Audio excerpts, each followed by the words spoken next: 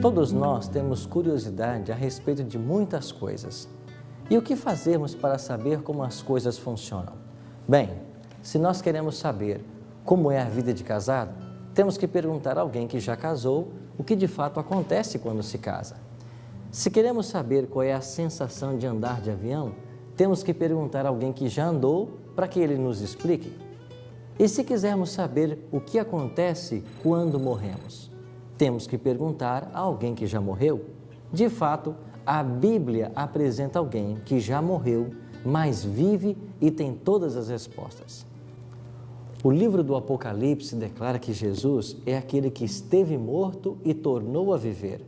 Ou seja, ele tem resposta para a morte e para a ressurreição.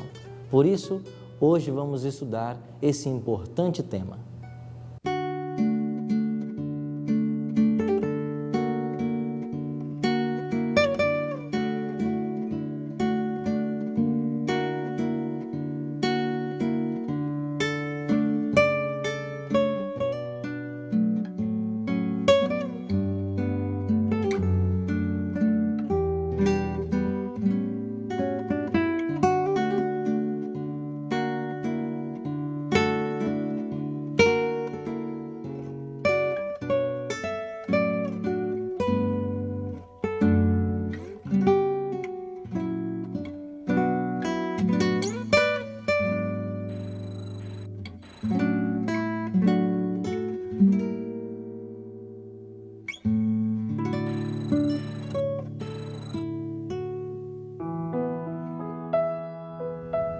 Nossa vida muitas vezes parece uma longa estrada, mas não sabemos o que existe no final dela. Para muitas pessoas, a morte é o fim. Mas será que nós estamos condenados a viver para sempre longe das pessoas que nós amamos? Será que não existe esperança mesmo para a morte? Nós estamos aqui na Baviera, no sul da Alemanha. Todos os anos, milhares de pessoas vêm a esse local por causa de suas belezas e dos seus encantos. Mas eu pergunto, será que o Criador de todas essas coisas não está reservando algo muito melhor para mim e para você? Será que após a morte não há algo extraordinariamente melhor que nós precisamos conhecer? No estudo que hoje teremos da Bíblia, nós iremos aprender a respeito do tema da ressurreição e da vida eterna. O homem não foi criado para morrer. No meio do Éden, Deus plantou a árvore da vida, cujo fruto tinha o poder de perpetuar sua vida. Se Adão tivesse permanecido obediente a Deus, teria continuado a gozar livre acesso àquela árvore e teria vivido para sempre. Mas quando pecou, foi desposado da participação da árvore da vida, tornando-se sujeito à morte. A imortalidade prometida ao homem, sob condição de obediência, foi perdida pela transgressão. Adão não poderia transmitir à sua posteridade aquilo que não possuía, e não poderia haver esperança alguma para a raça caída se, pelo sacrifício de seu filho, Jesus, Deus não houvesse trazido a imortalidade ao seu alcance. A Adão e Eva foi negado o participar da árvore da vida. Se eles participassem da árvore após a sua queda, teriam vivido para sempre, sendo assim imortalizado o pecado. Por isso, querubins e uma espada chamejante guardavam o caminho da árvore da vida, e a nenhum membro da família de Adão foi permitido passar aquela barreira e participar do fruto doador da vida. Não há, portanto, pecador algum imortal. A ideia de que o homem possui imortalidade inerente é uma mentira satânica. A teoria da imortalidade da alma foi uma das falsidades que Roma tomou emprestadas do paganismo. Martim Lutero classificou-a entre as monstruosas fábulas que fazem parte do monturo romano de decretos. Comentando as palavras de Salomão, no livro de Eclesiastes, de que os mortos não sabem de coisa nenhuma, escreveu Lutero: outro passo, provando que os mortos não têm sentimento, não há ali, diz ele, deveres, ciência, conhecimento, sabedoria, Salomão opinou que os mortos estão a dormir e nada sentem absolutamente, pois os mortos ali jazem, não levando em conta nem dias e nem anos, mas quando despertarem, parecer-lhes haver dormido apenas um minuto. Em parte alguma, nas Escrituras Sagradas se encontra a declaração de que é por ocasião da morte que os justos vão para a sua recompensa e os ímpios ao seu castigo. Os patriarcas e profetas não fizeram tal afirmativa. Cristo e seus apóstolos não fizeram sugestão alguma a esse respeito. A Bíblia claramente ensina que os mortos não vão imediatamente para o céu. Eles são representados como estando a dormir até a ressurreição.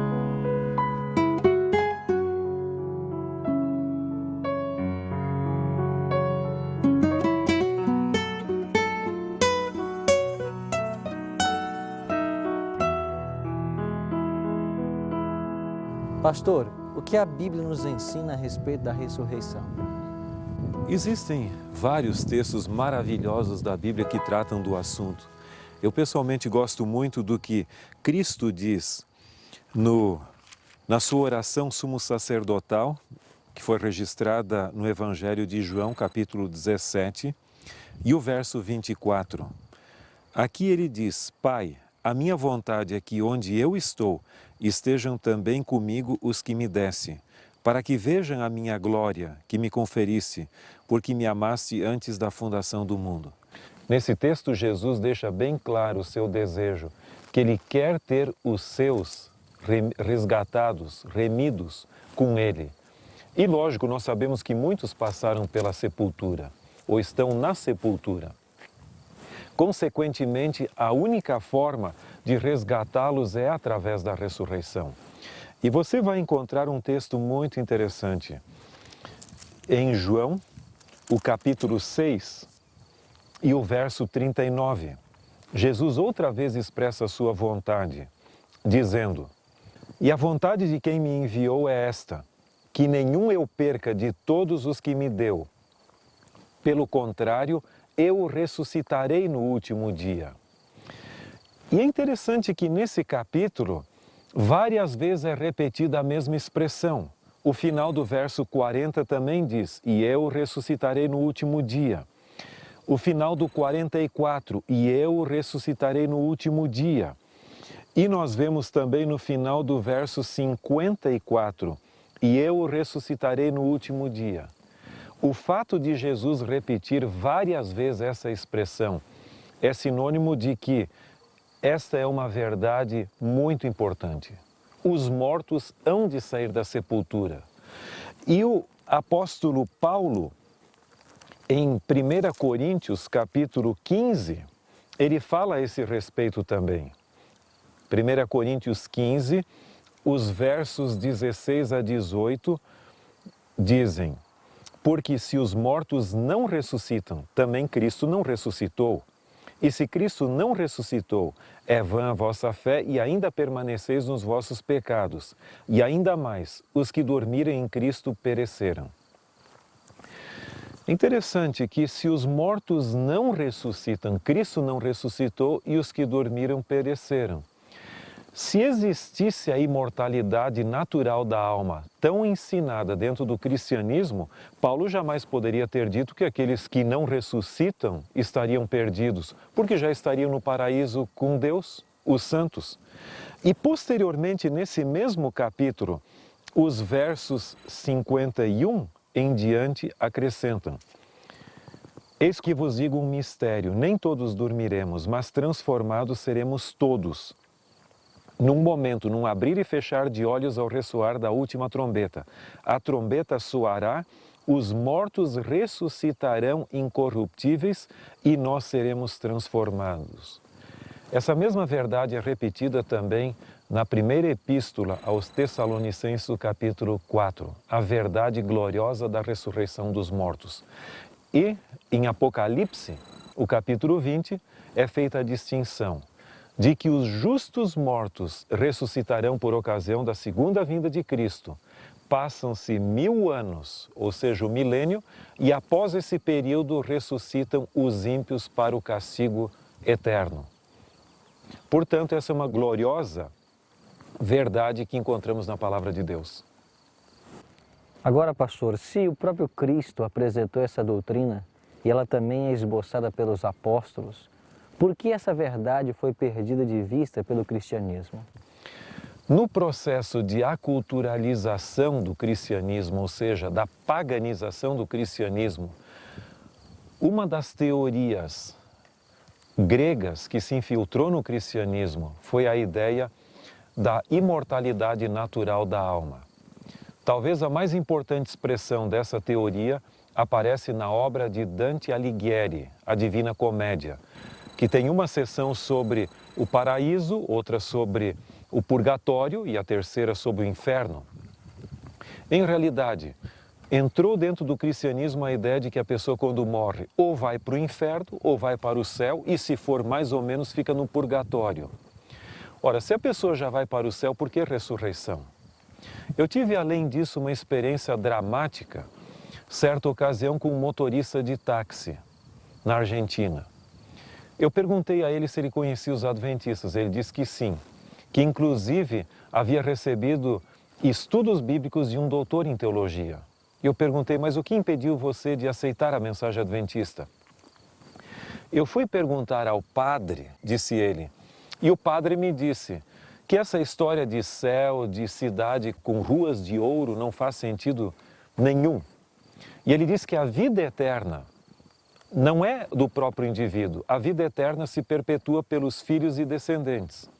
Aí eu perguntei àquela pessoa, mas então o padre, que pelo menos oficialmente não tem filhos, ele não tem vida eterna? Para ele a vida é só a passagem aqui por esse mundo? E o homem não se deu por convencido. Em realidade, hoje, a ideia da imortalidade da alma é o que mais conspira contra a ideia da ressurreição do corpo.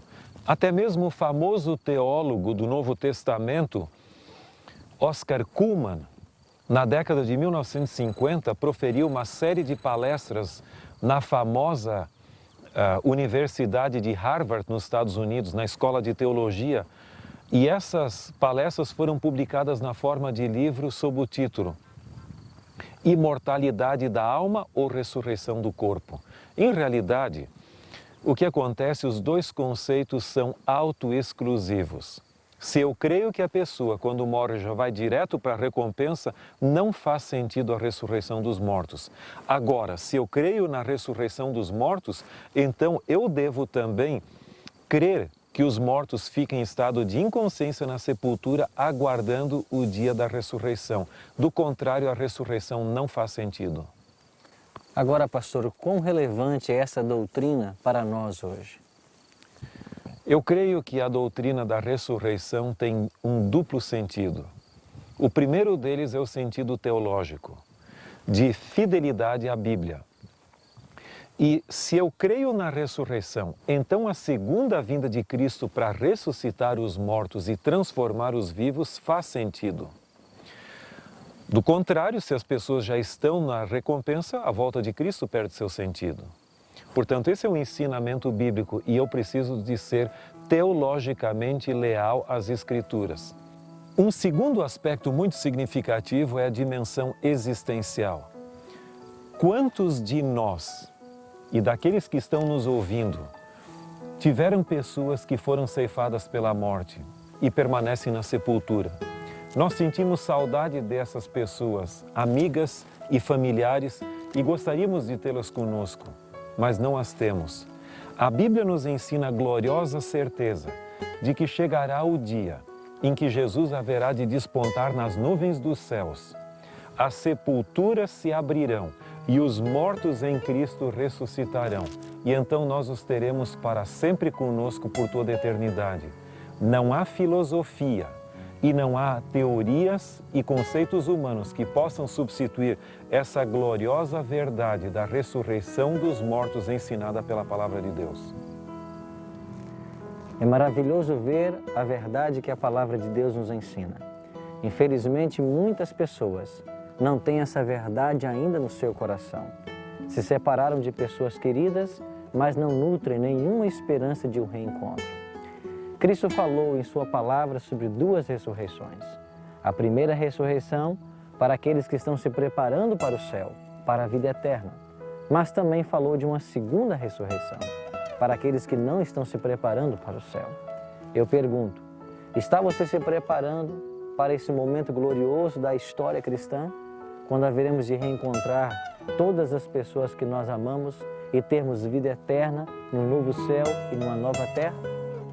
Abra o seu coração agora e tome a decisão de entronizar essa verdade em seu coração e de se preparar para a vida eterna.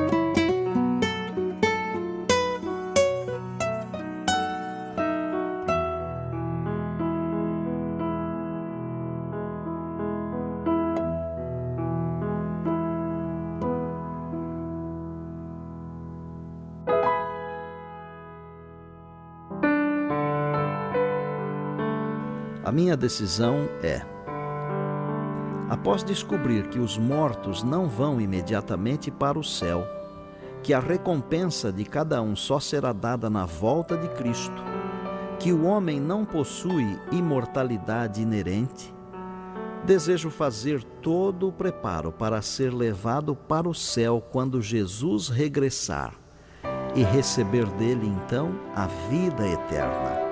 De outra forma, se for chamado antes para a sepultura, desejo dormir com a certeza da ressurreição em Jesus.